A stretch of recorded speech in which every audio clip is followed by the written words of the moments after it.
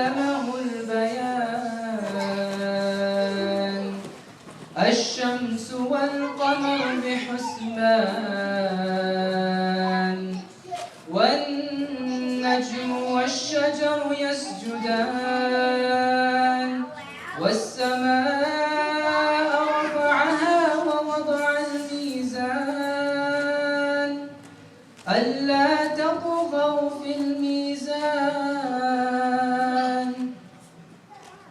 وأقيموا الوزن بالقسط ولا تخسروا الميزان والأرض وضعها للأنام فيها فاكهة والنخل ذات الأكمام والحب ذو العصف والريحان فبأي آلاء ربكما تكذبان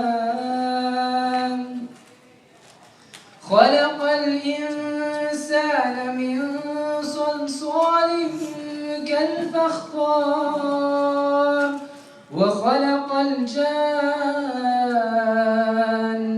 من مارج من نار فبأي آلاء ربكما تكذبان رب المشرقين ورب المغربين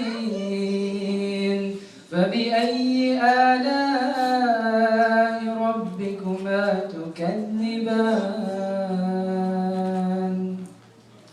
صدق الله العظيم.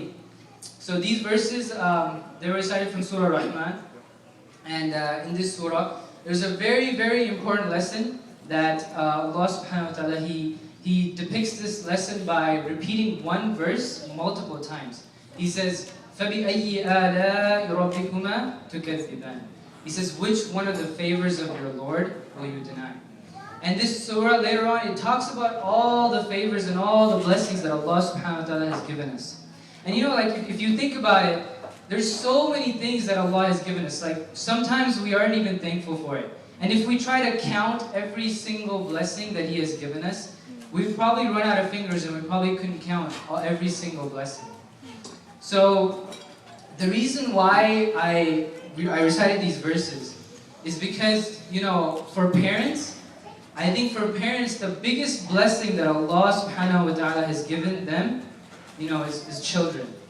And that's the biggest blessing that they have. And Allah has given them so much love for their children. He's given them so much love that, you know, it's uncomparable. It's indescribable. Like, I'm sure every single parent that's here can probably understand what that love I'm talking about.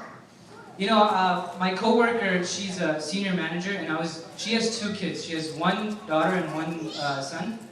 So she was telling me that, you know, whenever she goes out, whenever like her son or her daughter, whenever like, you know, they need something, they need a toy, they just like, you know, ask mom, and mom just heads over to Toys R Us and gets it. You know, like she doesn't even like look at the price tag. It's whatever the kids want, you just get it. The kids want it, you get it, right? But then whenever it comes time to like buy stuff for themselves, like for the mom, she goes like, I'll go to like Nordstrom or something, I find this nice shirt and like, you know, I look at the price tag and I'm just like, oh my God, ain't nobody got money for that.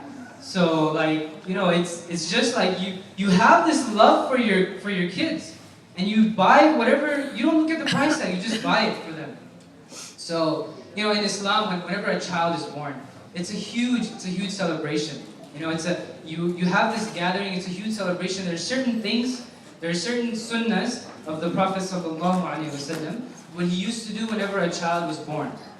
So number one is usually, you know, it's a right upon the parents to have the child, to give the child a good name. You know, it doesn't have to be Arabic per se, but the child should have like a good name, a son or a daughter, and that name should have like, you know, a good meaning behind it. So that's number one. And number two is another great sunnah is that it's asked that, you know, you shave the child's head, right? And then you give charity equal to the weight of that hair. Now, it doesn't mean that you actually go and like you weigh the hair, but it's basically just saying that, you know, you give a small amount of charity for that child, and you say, this is for my son or for my daughter. And the third thing, and probably the most important thing, which is this gathering here, is that every single child should have an aqiqah. And it's this gathering where, you know, when a child is born, the parents are so happy that they, like, you know, invite their parents, that they invite, you know, their family, they invite their community, and they want them to share in that happiness. So it's where you sacrifice an animal and you say that, you know, this qurbani is, you know, for this child. Because, you know, like, in the purpose of marriage, like, you know, it's to procreate, it's to spread, like, to create progeny that will become Muslim, that, you know, will be righteous, and will carry on the message of Islam, you know, generation after generation. So I think it's very important. It's very important that the parents also, you know, make dua for their kids. And I think one of the best du'as in the Quran, it's a dua where Allah subhanahu wa ta'ala says, رَبَّنَا هَبْ لَنَا مِنْ أَزْوَاجِنَا وَذُرِّيَّاتِنَا قُرَّةَ أَعْيُنٍ وَجَعَلْنَا لِلْمُتَّقِينَ إِمَامًا. Allah subhanahu wa ta'ala says that, oh, like, you know, he's saying, oh Allah, we're asking Allah, that, oh Allah, grant us spouses and kids and offsprings that will be the coolness of our eyes. That will be the coolness of our eyes, and give us the permission to lead the righteous, or the muttaqeen. So it's very important that, you know, we keep each other, you know, and our kids, our parents, in our du'as. So right now, like, you know, I would like to ask that we make du'a for Ahmad and Rahman. We make du'a that Allah subhanahu wa ta'ala guides them and protects them. And we make du'a, you know, for Kashif and Asma. May Allah subhanahu wa ta'ala reward you and bless you for all the hard work that you have done for them, and that you will do for them in the future, inshallah. We also ask that Allah subhanahu wa ta'ala make dua for Kashif's Nani. May Allah give her good health. We also ask Allah to make dua for Kashif's mom, Ajma. We also ask to make dua for Asma's mom, Alat, auntie. And so inshallah we'll just make a quick dua.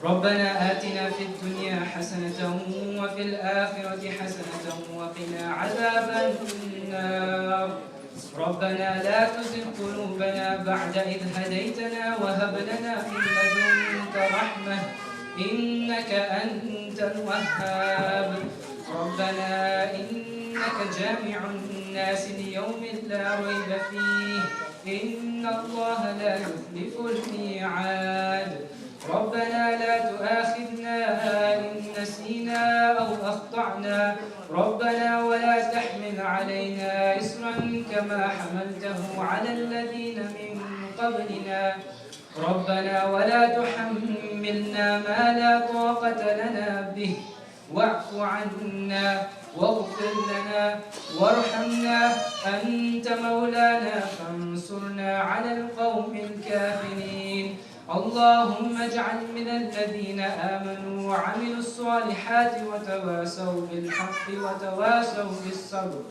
اللهم ادخلنا في الجنة اللهم ادخلنا في الجنة اللهم ادخلنا في الجنة اللهم اعتق رقابنا من النار اللهم اعتق رقابنا من النار اللهم اعتق رقابنا من النار اللهم اغفر للمؤمنين والمؤمنات والمسلمين والمسلمات الأحياء منهم والأموات إنك سميع مجيب الدعوات سبحان ربك رب العزة عما يصفون وسلام على المرسلين والحمد لله رب العالمين.